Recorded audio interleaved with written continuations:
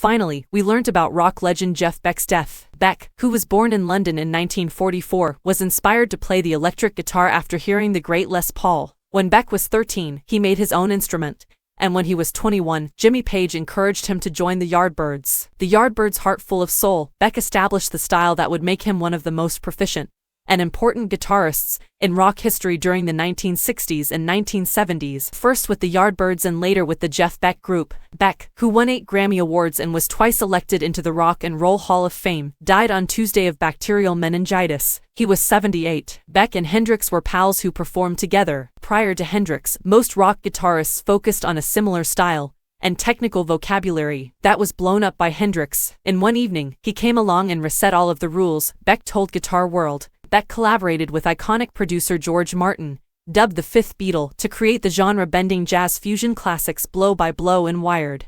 He collaborated with Seal on the Jimi Hendrix tribute Stone Free, formed a jazz fusion band led by synthesizer musician Jan Hammer, and released Crazy Legs, an album honoring rockabilly guitarist Cliff Gallup. He released Loud Hailer in 2016. Beck's guitar work can be heard on the soundtracks of such films as Stomp the Yard, Shallow Hal, Casino, Honeymoon in Vegas, Twins, Observe and Report and Little Big League. Beck's career never hit the commercial highs of Clapton. A perfectionist, he preferred to make critically well-received instrumental records, and left the limelight for long stretches, enjoying his time restoring vintage automobiles. He and Clapton had a tense relationship early on but became friends in later life, and toured together. Why did the two wait some 4 decades to tour together? Because we were all trying to be big bananas, Beck told Rolling Stone in 2010. Except I didn't have the luxury of the hit songs Eric's got. Tributes from fellow musicians poured in following news of Beck's sudden death.